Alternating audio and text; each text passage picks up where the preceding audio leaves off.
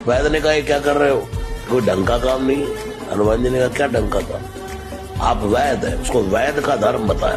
तो हनुमान जी किसी ने कहा तो इसको इसके मकान समेत ही क्यों उठा लाया। बोले इसलिए कि रावण ने पहरा लगा रखा था कि आज वैद्य के पास कोई ना कोई आ सकता है। तो इसका मकान का मकान ही उठा लिया, पहरेदारों को मकान ही नहीं मिलेगा तो वैद्य की क्या पहरेदारी लगाएंगे।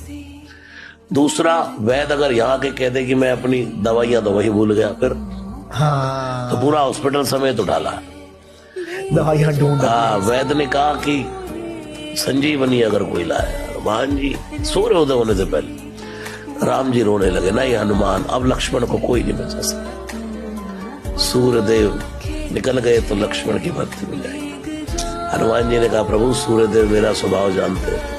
तर जाऊं तर जाऊं दरिया ये तर जाऊं जी इश्क ये